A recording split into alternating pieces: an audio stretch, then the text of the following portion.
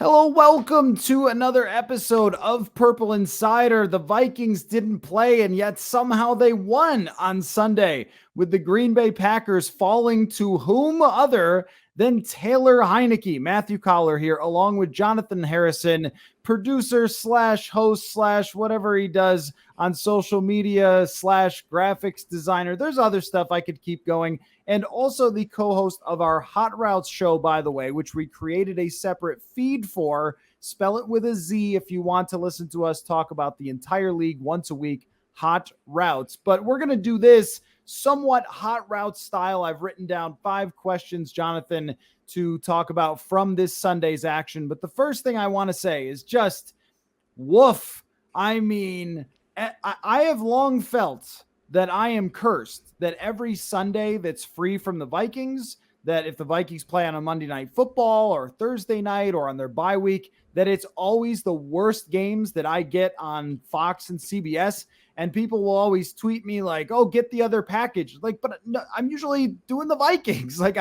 So I shouldn't get the whole thing. But it didn't matter what NFL package you had today. You saw nothing but bad football. And what a day of just, I mean, those nutcases who say college football is better than the NFL are still nuts.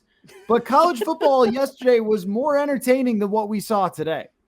Yeah, it really goes to show you the power of NFL Red Zone and how much it dresses up the NFL product to make it look like, oh, it's exciting football everywhere all the time. All 60 minutes of the game is just complete entertainment and joy when it's just like, nope, it is. There are very vast stretches throughout every single game that is just like, can we just get on with this already? It's like a bad episode of a show that you're getting for most of those games. And every once in a while, you'll get that Breaking Bad train episode, but most of it is just really bad.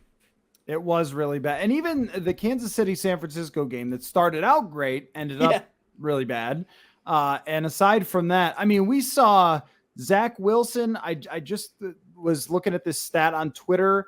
He won the game without getting more than like 5 first downs passing or something. I mean, Wow. like that's what's going on in the league at this moment. This is probably the worst passing season that we have seen league wide. And so this will be, of course, a subject of some of our questions. So why don't we just dive in to our breakdown of how everything impacted the Minnesota Vikings? And I think we need to start out with this.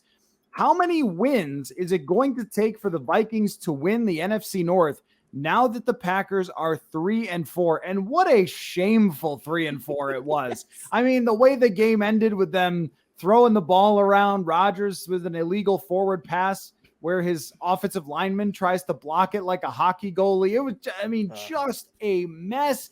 Washington's defense isn't even good, and yet they looked like the 85 Bears against Rodgers. And I think it really says something that this is the first time in Rodgers' career, just for you anti-QB wins people, first time in his career that he's ever been below 500 at this point. I'm sure that's a coincidence with how good he's been over his career, but also says something.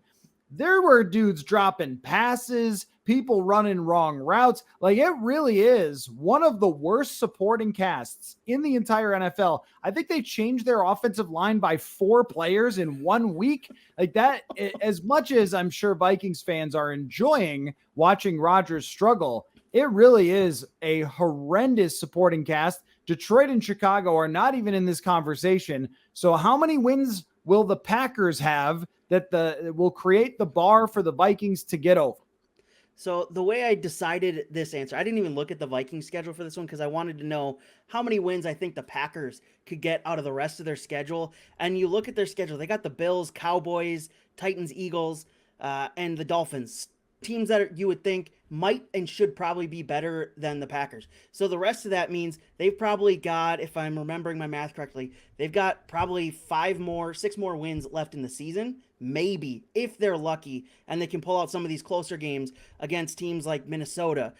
If they can pull out a win, if they can find a way to win against a bad Detroit team, and we saw how they've played against some bad teams already this season. It hasn't looked that great. So it's all these it came down to me to how many wins that I think the Packers could get if they played good football from here on out, which nothing this season has proven to me that they can play good football for for a whole 60 minutes and get a win. So I think they can get at most 9 if they get lucky in some of these closer games. So that gives me the belief that the Vikings need 10 wins and they will be the 2022 NFC North champions. See, I thought about putting the number in 8 after today. I mean, it's Washington with a backup quarterback. Like they were 2-4 coming in. They had not been able to throw the ball very effectively. Their defense was an absolute disaster. And then all of a sudden is like looking great against Green Bay. It's not just no weapons. It's also weapons that are hurt. Sammy Watkins does not look like the old version of Sammy Watkins. He still looked banged up. He came up kind of ginger on a deep route today. Randall Cobb is not playing, and that looks like a serious injury. Christian Watson is also hurt. I mean, they are down to Amari Rodgers, who is a horrendous football player. He dropped a wide open long pass. He dropped a fumble or a punt. He fumbled a punt. I mean, he just, every time I've ever seen him, he has done nothing but bad things. It's usually dropping a punt, but today he mixed in a wide open pass that would have been potentially a touchdown or at least a long gain and just dropped that right off his hands as well. So they are down to dudes who might not even belong in the league. And the only answer probably doesn't exist for them, which is to trade for a top-notch wide receiver. But when you think about it, like how many are available, it's not many. Teams don't like to part ways with top receivers. Even Carolina has said about DJ Moore, like, we're not doing that. You can have this guy or that guy. Christian McCaffrey for how much? And by the way, that didn't make any difference today in San Francisco. So good luck with spending that much on a running back. But which I'll never understand people who defend trades like that. Like a guy like Christian McCaffrey, he's been a fun player, but a running back for a team that has made anyone and everyone into a great running back, to give away what, a second, third, and fourth. I mean, what are you thinking? But that's another topic. The point just being that how would the Packers even go about acquiring a receiver who's going to be a true difference maker and then acclimate that person to playing with a quarterback who's traditionally very difficult to play with in Aaron Rodgers? Allen Lazard got beat up again today. I think they're a 7-win team. I think just based on their history, we almost refuse to admit that that's possible. But go back a couple of years to 2018. It looks very similar where Rodgers was not the same. The supporting cast was not the same. And they don't have a defense or a running game that's going to get them anywhere. And that's what everybody was kind of relying on when picking the Packers to win the division. And I think that's fair that you would say based on the history and what they had on the, the running backs and defense, that sure, they're going to be able to kind of ground and pound and then ask for enough out of Rodgers and these other weapons. But even the guys who are supposed to be decent, your Watkins, Cobb, Lazard, I mean, they're just banged up, and sorry, Romeo Dobbs is just not good enough. So that team is in peril, and I just see them losing some games they're not supposed to lose because they did today. And they'll do that again. And I thought that Rodgers did have a cryptic, and you tell me what you think of this. He had a cryptic quote after the game where he said something like, yeah, we really needed this to happen. And it was like, what does he mean? Needed what? Like needed to prove his point to the coach that they need to simplify things, needed to prove his point to Brian Gutekunst that they should have drafted a wide receiver instead of Jordan Love years ago, needed this to prove that they need to trade for one. Like, I don't know what he means, but that's not a good football team. And I just don't see any like shining light around the corner unless they beat Buffalo next week, which would be extremely shocking. Yeah, this is almost screaming, what does that quote mean? I mean, we're bringing that into this version of Hot Routes. But yeah, that screams a quarterback who's angry that the general manager and the front office for the Green Bay Packers over the past couple years have just ignored what one of the best players in the NFL has been telling them. I need help. You cannot just rely on me to create magic, because if you look at the rest of their schedule that they've already played, they're very narrowly almost 1-5 at this point in the season. They barely got a win over the Tampa Bay Buccaneers, who are looking bad this season. They had to go to overtime and get a 3-point win over the New England Patriots. They're very close to being a 1-5 football team at this point in the season, which would be absolutely shocking considering how many people thought that this couldn't happen because Aaron Rodgers, coming off back-to-back MVP seasons, back-to-back 13-3 seasons, and now it's looking completely awful, especially if he leaves in the offseason. I know it's still too early to look at the offseason and ahead, but if he leaves in the offseason, this team's going to be really bad for the foreseeable future, you feel. But it seems like this team is on a downward spiral, and everybody's like, well, to answer your wide receiver question, well, they can just bring in Odell Beckham Jr. That guy's not going to a team who's 3-4. He's hunting for a Super Bowl again. He's only going to a team that's going to compete for a Super Bowl and who can bring him in to go to play in the playoffs for the latter half of the season, not a team that needs him to help them get back into the win column. The Odell Beckham Jr. To Green Bay dream is gone. It's truly gone at this point, I think.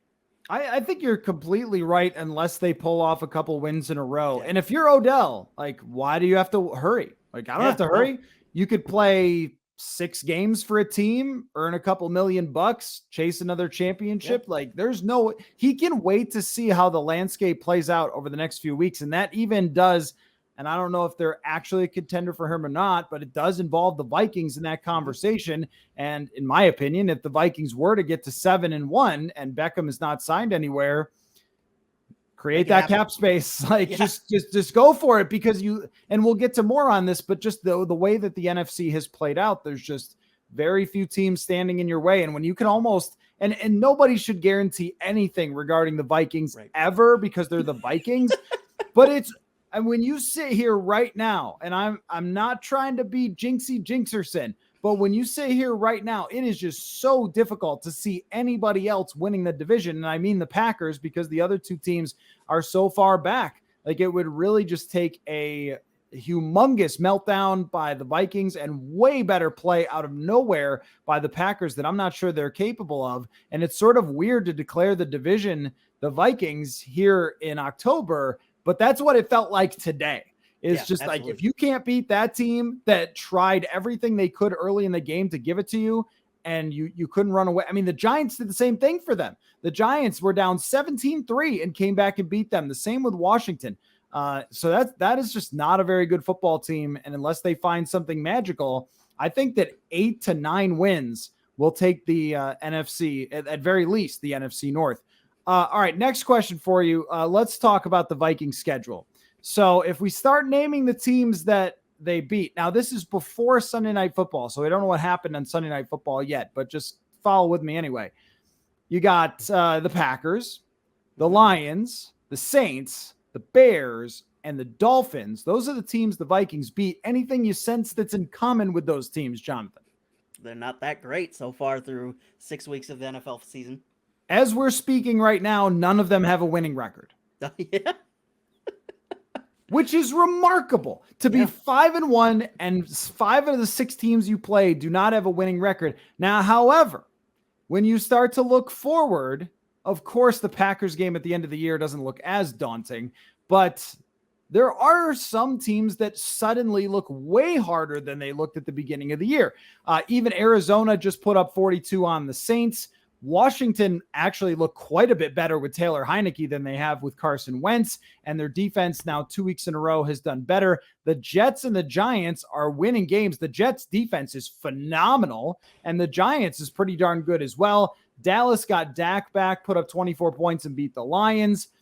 I mean, they have actually now a difficult upcoming schedule for a lot of weeks. How long do you think from now will we have a good sense of how good this Vikings team is relative to talking about it, not just for the division, but for the entire NFC? Like, at what point will you look up and say, you know what, they've played enough good teams and enough bad teams. I've got a sample, and now I'm sure. I think that schedule is the way you see, going back to the last question we had in the last talking point, is how you see the Vikings losing the division. Is this schedule is incredibly tough going down the stretch. For me, the answer to this question is 4 more weeks. Give me 4 more weeks because of the opponents and what the different types of opponents they are and what they offer you. Because get through that Cowboys game and we should mostly know everything we need to know about this team. The Cardinals, they're a team that looks like they may be on the rise. As we expected, DeAndre Hopkins would provide that kind of ability to him. As I'm hearing thunderstorms right now. Washington, they're a mess. We knew that. They found a way to beat the Packers, who are also a mess. But you should handle those two teams. You should. If you're a 5-1 football team and you want to act like you're a 5-1 football team that should be at the top of the NFC, you should beat those teams handily.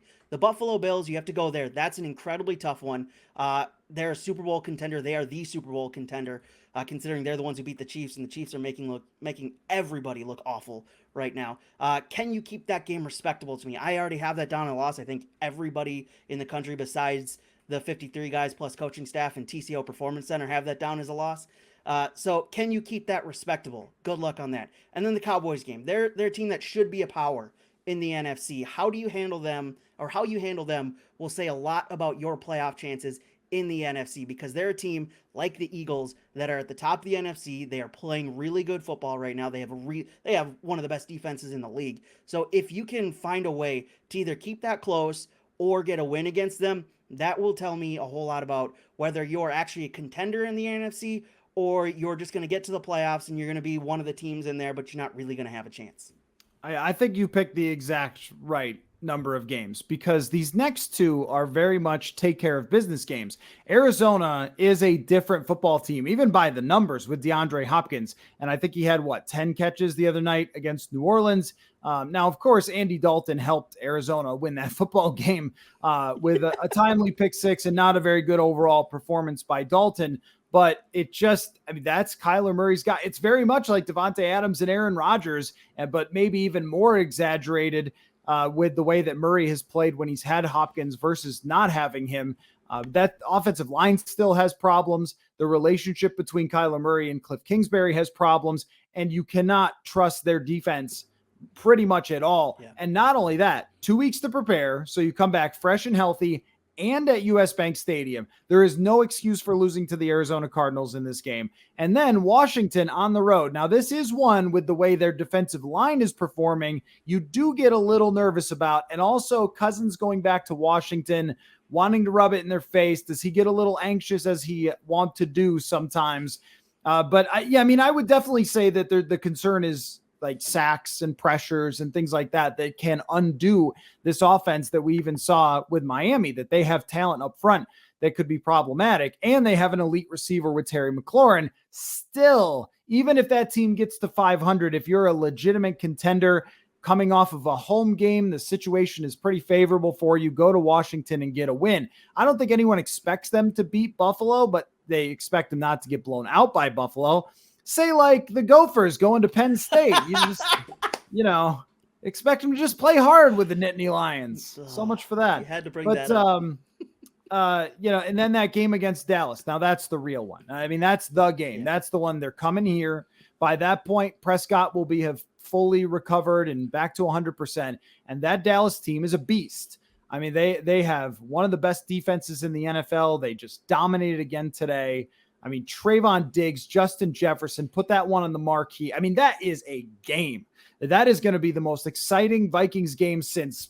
2019 playoffs, I guess. I mean, really, right? Like the biggest, most exciting, most hyped up game that actually matters. It will be since they went out to San Francisco in the 2019 playoffs, that game.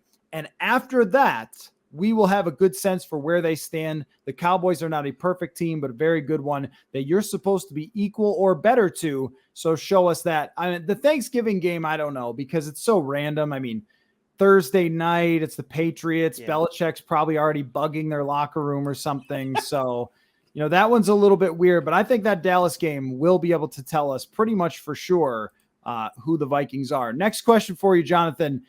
Will the Detroit Lions ever be good? I mean, ever in your lifetime, my lifetime, until a black hole swallows this little rock in the stratosphere that's floating around near the sun. Will the Detroit Lions ever be good? Because going into this year, there were a lot of folks, and we more joked about it than took them serious, who thought that they would actually be a legitimate contender in the NFC North, but they have not ever really been a legitimate contender in the NFC North. You have to go back to the NFC Central in 1991 for them to really matter. I mean, it's just unbelievable. Everybody in the offseason with the Dan Campbell stuff, he's got him playing. He's crying on Hard Knocks. He loves his players. I don't know that Dan Campbell can really coach a football team. I think he's a fun guy, but that might be it. And they seem once again a million miles away from being competitive. And what seemed like a pretty good win for the Vikings at the time now seems like just same old Lions W that you can just write down on the schedule. And we were talking about the schedule, how there's not too many easy wins. All of a sudden, that game in Detroit looks like one that you have to have and should very much have.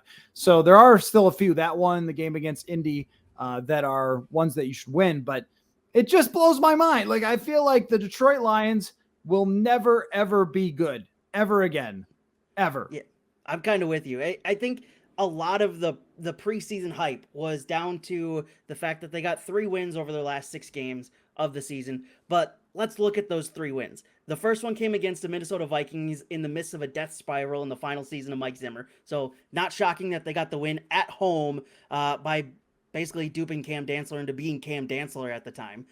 Then they get the win against Arizona, which was already going down the drain at that point. DeAndre Hopkins was injured. The relationship, it seems like, between Kyler Murray and Cliff Kingsbury had already plummeted, and Call of Duty had just come out, so Kyler Murray was already distracted by that time. And then they get the win the final week of the season by torching the Green Bay Packers for 404 yards. But it was a Packers team that had already locked up a spot in the playoffs. They didn't want to risk any of their guys. It was a Packers team without David Bakhtiari again.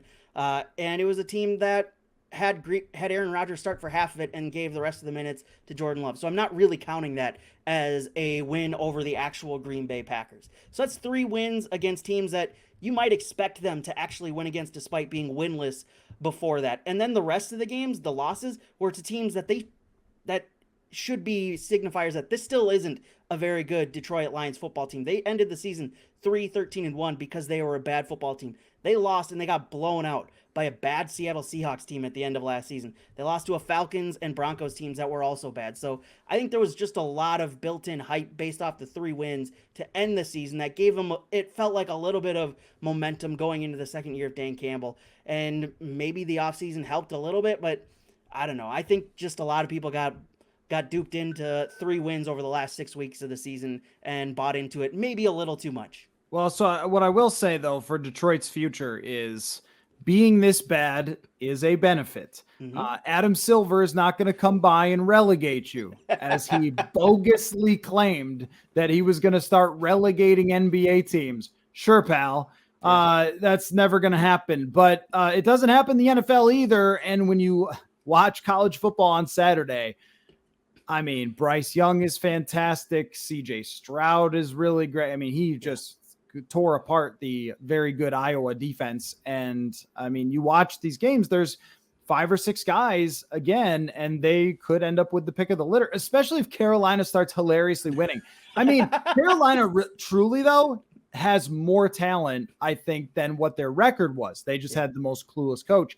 But if like PJ Walker goes full Geno Smith and starts beating teams, I do think they have good talent on defense and they should have been better. So if they start winning here and there and they end up with like 5 or 6 wins, I mean, first of all, congratulations on your 5 or 6 wins.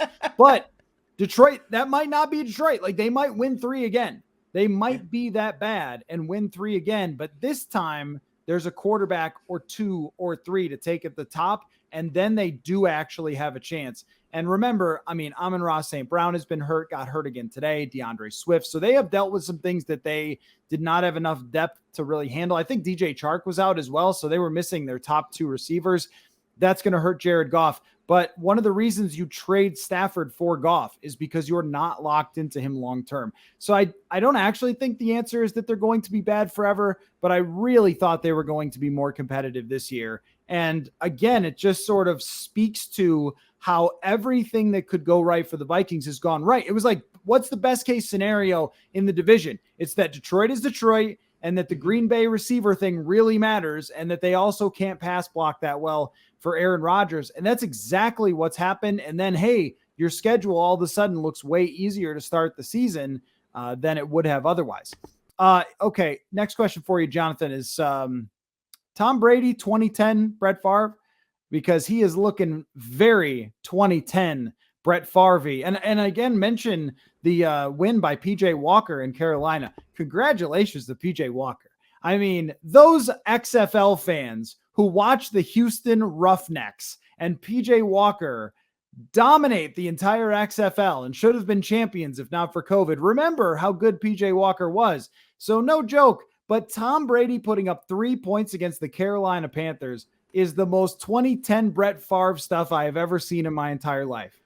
Yeah, absolutely. I mean, that there can be no better perfect comparison than this one, because you look at how this whole thing has played out for Tom Brady coming off of a career year last year. Everybody thought, oh yeah, this is simple. Just plug him right back into that offense that's going to look really extremely good. He retired in the offseason, just like Brett Favre did, was coaxed out of retirement either by himself, like Tom Brady was, or by teammates like Brett Favre was. Now struggling to look like the same guy who had that career year last year. Oh, and there was a coaching change mixed in there just at different points for both of those two guys in their respective years in this comparison. This comparison fits the bill. I think the team around Tom Brady, though, should be better than the team that was around Brett Favre at the time, because the team around Brett Favre just got injured. They were still nursing a bunch of injuries from that Saints NFC Championship game for various reasons that we don't need to get into here and bring up those old wounds again. Very legal reasons. Yeah, very no much pun within intended the bounds of the game. Yeah. Yeah, so I think this is a good comparison that these two guys, these two seasons are very comparable, because Tom Brady just doesn't look like the same guy. I don't know the analytics behind it like you probably would, but it just seems like that everything there is a complete struggle right now. They lose to Pittsburgh, they lose to Green Bay, teams that they shouldn't lose to if you want to go in and win the NFC, a very winnable NFC. Like they should run away with the NFC South, because the rest of that division is just garbage right now. But they're not doing it because they can't get wins against teams like Carolina right now, and that's embarrassing. Okay, I've got an idea. Okay. Take the NFC South and make it NFL Europe. That's your relegation. You have a team in Germany, you have whatever. So the division that plays the worst has to go be over there and earn their way back into the NFL, because the NFC South is being sent to Germany. I mean, it just... Joe Burrow goes for 480, and it could have been more against Atlanta. Carolina gets their first win of the year. I mean, that division is an abomination. That we were talking about what's going to win the North. What's going to win the South? 6, 7? I mean, the Tampa Bay should still win the South and go into the playoffs at like 8 and 9, or maybe even worse than that. But I don't know who else is catching them as bad as some of those other teams really are. The other thing I thought of is, what if Tom Brady retired midseason and it was actually good for them? I mean, the way that not only is he playing poorly, and the numbers weren't that horrific as in like his PFF grades, but the offensive statistics were that horrific going into it. So it was kind of suggesting that maybe he was throwing the ball okay still, but they were not moving the offensive needle at all, which is very clear. And again, kind of with these old quarterbacks, it does come down to offensive line in part, because it's not like Brady or Rodgers can really move the way that they used to. And so, I mean, offensive line always matters no matter what, but probably matters to Brady's career more than it ever has at the ripe age of 46. Although his face reflects a 17-year-old. So that's normal. It's very normal. Very normal stuff going on with that guy. I mean, 2 weeks ago, he's comparing himself to being shipped off to the military. And, he just looks like he wants nothing to do with this. I don't know why he came back. I think that, though, if you were to have guessed, Favre and Brady would have been two dudes that you guessed will only retire when their carcass is dragged off the field. Yeah. Like that's just who they are. That they're not go out on top guys like, oh, well, that worked out well for me, we'll see y'all later. That's not who they are. But this is really shocking, as bad as it looks, considering how well he played last year, and he deserved to be an MVP consideration. And I guess just losing that game to the Rams must have driven him insane. But yeah, this is a bad version, and just hilarious that they could still win the division as bad as it is. But it is reflective of that. I think you make a great point that the 2009 supporting cast for Brett Favre was absolutely phenomenal. A great offensive line, good receivers. And what was it? Sidney Rice ends up having surgery on his hip, so he doesn't come back. And that contract dispute. Yeah, that right. Oh, right. The contract dispute. And that just impacted him a lot. It just impacted him a lot. And then the injuries, Favre never really recovered. It was a last-minute thing. His heart wasn't in it. There's a lot of similarities there with Tom Brady. And I really will be curious. I mean, because his wife has already kind of publicly said, which, wow, imagine if your wife could do this. Like, what would your wife say publicly about you? Mine would be thrilled that I cleaned the house while she was calling Gophers Penn State for national radio. So I'm in good standing for her press conference, for her how's my husband doing press conference. If the paparazzi came up to her in Happy Valley and said, do you know what is your husband cleaning the house at home? How did he do in the garage? What'd you think of that? Well, I thought that there were a few things he still could have thrown out in the garage, but overall it's a fairly good game. I mean, that's got to be unbelievable for your relationship, right? I mean, I don't know how you deal with that, but I really think it would be better for him and the team if he just said and this is, again, could be just like with the Packers, an old takes exposed that blows up in my face, but there's just no path. I just don't see any path to where these things change. These guys, they're not 37 anymore. The magic is gone, I think, for both of them. Yeah, it looks like a Tom Brady that would rather be the owner quarterback of the Miami Dolphins at this point in time instead of the quarterback for the Tampa Bay Buccaneers, who have gone through a coaching change. It seemed like an unnecessary coaching change because Bruce Arians still had it seemed like, getting the Buccaneers to a Super Bowl a couple years ago and keeping that fire alive there. But you get, I guess, the age of Bruce Arians and understand the switch there. But it also just seems like a Tom Brady that's got a lot on his plate off the football field, and we know how much that can affect people, even if they are one of the greatest quarterbacks of all time, like Tom Brady has been for most of his career. So yeah, it just seems like this, and it's also weird. What a weird world that we're saying that a Blaine Gabbert-led Tampa Bay Buccaneers might be better than a Tom Brady-led Buccaneers at this point. Also, Blaine Gabbert being 33 is blowing my mind that he's been in the league that long and he's our age now. I was thinking Kyle Trask would be the guy, but maybe, yeah. I mean, I don't know. I don't know what he looks like. I've never seen him play. Well, let's see. Jonathan's wife, how'd you do today? Well, Jonathan was very patient for the kid's birthday party. And hey, I got the backyard cleaned up finally after 6 years. So thought he dealt with the other families well at the party and the in-laws. And, I give him strong scores. We still got some things to work on with small talk with Jonathan, but no comment. We'll go forward. Yeah, let's just leave that one there and move on to our final question. Let's see. Okay, so the current NFC playoff teams, when I originally wrote this, I now have to adapt it because San Francisco, thanks for nothing there for that game.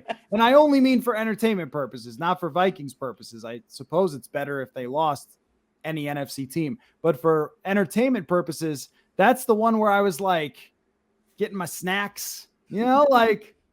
All right, I'm ready for this. I grinded through that first 3.5 hours. Let's do this. And then there's a good half of football, I guess. So in the most NFC entertaining playoffs, game of the day, and it turned out to be bad. I really thought that San Francisco's defense would hold tight at least a little bit, but it is Chiefs, it is Bills, and I will throw the Bengals in that mix as well. And everybody else is just existing for those teams to get in the way. So, okay. So let's just compare every NFC playoff team to the Vikings. I don't think we need to have a discussion about Philly because Philly is better than the Vikings. Yep. Head to head, record wise. There's no real debate there, but the rest of them, I think there is. So I'm going to go one by one. You tell me what you think. Vikings, and this is not their matchups. This is just the other NFC playoff teams in comparison. Vikings and Seattle Seahawks. Who is better in that one? Well, I would want to say, based off just matchups, kind of looking at it without really diving in, it's the Vikings. But the way the Seahawks play as a team, that feels like a team that will just, it does not matter where they're going. It does not matter who they're playing. They are going to beat you up. They're playing, it seems like, phenomenal defensive football. And they're behind Geno Smith, which who knew that would happen after 8 years of not playing an NFL game. Geno Smith has that offense going, whether they have DK Metcalf or not. I think that's a really tough matchup. I want to lean towards Vikings, though, because of the way they've played at times. But yeah, I'm going to say Seahawks in this one. I know I'm flip-flopping, but I'm going to say Seahawks here. Okay, yeah, you start off saying Vikings and then changed your mind. The deciding it's so tough factor. With those two teams. So it's two teams that took different directions, and this is maybe a longer discussion for a fans only pod or something, but the Seattle Seahawks, remember the whole point about like criticizing some of the things the Vikings did was you don't have to do this in order to still compete. Like you don't have to extend players that aren't giving you what they used to give you, or you don't have to sign older players and you could still compete. And the evidence is in Seattle. Like they are still very competitive, and they have a guy who's a longtime backup with some younger players that they've drafted, like Kenneth Walker stepping up. Very impressive game from him. The Seahawks are getting better quarterback play than the Vikings right now. And if I'm making a decision on these two teams, I kind of have to give them the slight edge because of that. And I know the record is different by a couple of wins, but we talked about how the Vikings wins are against all teams that have not winning records, at least prior to the game between Miami and Pittsburgh. And Miami's getting Tua back. They did not have Tua against the Vikings. So I think that the answer might be Seattle. I think it's very, very close to even, though. Very close to even, especially if you don't fully buy into what Geno Smith is. But what an impressive victory today, though. The Chargers, 37 points on that defense, which is pretty stacked, and they put a lot of money into in the offseason, a top-notch quarterback. I mean, that's the thing. Geno is outplaying Kirk Cousins at this moment, and if you take the most impressive win by either team, it just happened today by Seattle. So I would have to give a slight edge to the Seahawks for those reasons. Let's go on to the next team is Tampa Bay. I mean, at this moment, there's no case for Tampa Bay being better than the Vikings. No, that's all Vikings. They play a better brand of football. Tom Brady, as we've just mentioned, does not look like he cares to be there at all. And even if he retires mid-season, that brings a whole nother set of storylines and distractions and media questions for all those players to handle. So even if Blaine Gabbert or Kyle Trask do play better than Tom Brady, it's just going to be a whirlwind of distractions there. I think for this one, it's easily the Vikings, as you said. There's really no comparison here between these two teams. I just want to say I didn't even check if Kyle Trask is still on their team, by the way. That's just Pro Football Reference has him listed as their third quarterback. So okay. Well, because Kellen Mond's not on the Vikings anymore, it's sort of rung in my head like, well, I haven't heard anything about him, but nor should I, since Tom Brady is their quarterback. You usually don't hear much about QB3. Okay, the Giants. This is an interesting one because a lot of the same stuff that's said about the Vikings can be said about the Giants. Their Packers win does not look as impressive. They beat a improved Jaguars team that I keep trying to love, and the Jaguars will not love me back. They have lost a lot of close games where Trevor Lawrence has looked improved, but they just don't have enough. So they grit out another very close win, as the Giants have all year long. They start the season by winning on a 2-point conversion. They went on the final play in Green Bay. It comes down to the very end against Jacksonville as well. So their wins aren't exactly crushing other teams. There's a lot of similarities here. In fact, even their quarterback play, where they've tried to protect Daniel Jones quite a bit in that offense with a running game, that's the type of stuff we talk about with the Vikings. Their defense has been quite good, I would say, for the Giants and their offensive line as well. So how do you size up these two teams? I think for me, like the Seahawks one, it comes down to quarterback play and who I trust more in a single game between these two teams. And it's Kirk Cousins because he has better weapons. I think overall, especially throwing the ball, he has better weapons than Daniel Jones does. Yes, Daniel Jones has Saquon Barkley in the backfield, but we've seen running back play and how the value of that has kind of diminished over the past couple of years. I would trust Justin Jefferson, Adam Thielen, KJ Osborne, and maybe if they ever get to that point of getting Odell Beckham Jr., but that's also not in this part of the conversation. But I like the weapons that Kirk Cousins has to throw to over Daniel Jones, so I'm going to trust that Kirk Cousins could do it in one game against the Giants. So I'll go Vikings here. I do think that Daniel Jones has closed the gap significantly on where you would put him versus Kirk Cousins.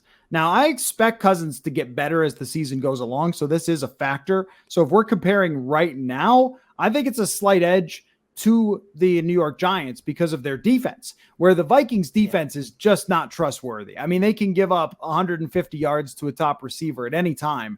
And the Giants defense has been consistently excellent, really, from day one. I think they have more talent on that defense, and they're playing better at this moment. I think both coaches deserve a ton of praise, Brian Daboll and Kevin O'Connell, with the way that they have kind of taken franchises that were down in the dumps, got a lot of people to buy into what they're saying. To me, it's very, very even though. I think you mentioned the Justin Jefferson factor. That's big. That's a really big thing because you kind of come down to, all right, but who's got the better player that can change a game in an instant that has just been mostly unstoppable, save for 1 or 2 games, and really his career mostly unstoppable. I think this is a dead tie though. I mean, I don't know how to size this one up exactly. I think we just need a bigger sample size on both teams because there's still reason, even after this win today, to kind of say, I don't know about those Giants, just like there is to say, I don't know about those Vikings yet. So this one needs time to play out. I'm going to cop out and say TBD on this. I think if I had to go slight edge, I would probably go Vikings with a slight edge because, like you said, the quarterback, Justin Jefferson. But I think that if they played head to head, that Vegas is probably giving this one like kind of dead even. The next one is Dallas. I'm just going to start out here by saying I think Dallas is a better team than the Vikings. I think they're probably a better team by a good margin. And guess who the Vikings matchup would be in the playoffs if they started today? It would be Dallas. Now, they'll have a chance when they play Dallas to prove me wrong on that. But the defensive elite talent, guys in their primes, Diggs, Parsons, the way they get after the quarterback, they're running the football well. Dak Prescott is back. Like CeeDee Lamb is a superstar. I just think that like top to bottom, that is a really, really, really good team that would be in first place with having played a backup quarterback for most of the year. I mean, they could survive that and now be in this position. They get an easy win against the Lions. I think that team is a legit Super Bowl contender. They led the NFL in scoring last year. I mean, they've got some things that the Vikings don't have, and I would give them an edge in a head-to-head matchup. They've got the second best pass rush team or best pass rush grade according to PFF behind the Buffalo Bills, who are easily far and away the best defense in the league. And the Cowboys are the best defense in the NFC. And I think the way that pass rush gets after quarterbacks, like you said, has me very concerned about this matchup should they face each other in the playoffs. Because as we've seen, this offensive line, they started out great, but over the past couple weeks, that's gotten shakier and shakier as Ed Ingram has realized, the NFL is a whole different level, and Garrett Bradbury's play has started to fall back to earth or back to his normal numbers a little bit. So that pass rush kind of does it for me and gives this one easily to the Cowboys. I don't care if it's at US Bank Stadium or not. This one goes to the Cowboys. They have the thing that has always beaten the Kirk Cousins Vikings. Simply. Like, that's it. That you mentioned it. Against the Dolphins, a team that was really not very good at covering against the pass, they were able to almost completely shut down the Vikings offense just by getting after the quarterback. The Vikings don't have an answer if someone shuts down their run game and gets after the quarterback. And then I think that, at this point in their careers, Prescott's probably got a little bit of an edge on Cousins. It might not be as big as some people give it, but I think it's still it's a decent size edge. If they both play their best football, it's probably close, but Prescott's just a little bit younger. It's mostly really about that defense, though. I mean, the Vikings defense is still highly questionable after giving up 468 yards to the Dolphins and having to kind of luck into a bounce interception, a fumble. That's not going to happen every week. So, I'll say that the Cowboys are better. And the last one is the Rams, which to me is maybe somewhat close, but it's probably the Vikings over the Rams. The Rams offensive line is super miserable at this point. Lots of injuries. They lost Andrew Whitworth. The one thing that does make you hesitate is that Aaron Donald still exists. Yeah. And so if we're talking about who's the better overall team, it's the Vikings. I don't even think there's a debate there. But head to head, can one man ruin an entire team's life? He certainly can. And he did last year when the two teams played. Stafford threw 3 picks. And they won because Aaron Donald ripped their heads off and beat them with them. So that's always possible. But I don't think the Rams are very good. I actually think the 49ers are probably better unless Odell Beckham shows back up in LA. Yeah, I think that the Aaron Donald factor plays so much into this one because the conversation we just had with the Cowboys, that pass rush, especially up the middle, has always made Kirk Cousins just look like a very below average quarterback. And Aaron Donald can certainly do that, especially with big moments on the line, especially in the playoffs. So that one does it for me for the Rams. But I would say overall, like you said, the overall roster screams Minnesota at this point, because that offensive line for the Rams is just not holding up for Matthew Stafford. And we saw after years and years and years in Detroit with, or what a bad offensive line can do to him, can make him look just bang average, as opposed to the guy we saw last year lead a team to the Super Bowl. So I would say I would lean Vikings, but that Aaron Donald factor scares the crap out of me if I'm the Vikings. But I also do think that what Zadarius Smith and Danielle Hunter showed is if they face a below average offensive line, they are also going to destroy people. And yeah, I mean, so it's only close kind of because of the superstar talent is still there. Cooper Kupp, of course, and the Vikings can't stop top receivers. I still have to give the edge to the Vikings there. But I also think that if you're the Vikings, you're rooting for the Rams to beat out San Francisco. Mm-hmm. The only thing on that, I don't know, because those two teams are so familiar with how the Rams offense and therefore the Vikings offense works. You kind of wonder about that. And San Francisco has generally done a really good job against the Rams and head to head. And I think part of the reason is because they get after the passer. So if you're the Vikings, even though both those teams have some scary things to them, I think you'd rather end up facing the Rams. So there we are, Jonathan. Bye-week bonanza, hot routes. If you want to hear this exact same format, only talking about the entire league, check out the Hot Routes podcast just once a week. So just one added on little pod, not asking for a huge commitment. Just a little more football. Is that too much for you people? Anyway, get outside the scope of Vikings land just a little bit to see how the rest of the league is doing. A weird day. It's always weird. The bye week is one of the weirdest days of the year because it's like one of those dreams that you have where you forgot something and then you're trying to get there, but there's traffic and you're like, I'm late for my brother's wedding in your dream. And you're just like going off the road or whatever, that's what it's like all day. Like, aren't I supposed to be somewhere or doing something? And, I guess we did this. So great job, Jonathan. We'll do this more often where we circle back to hot route style on this feed as well and relate it to the Vikings. And of course, there'll be lots of coverage. We'll have fans only podcasts. Jeremiah Searles will check in as usual, and we will go forth toward the Vikings game against Arizona. So we will talk to you all every day, as we usually do.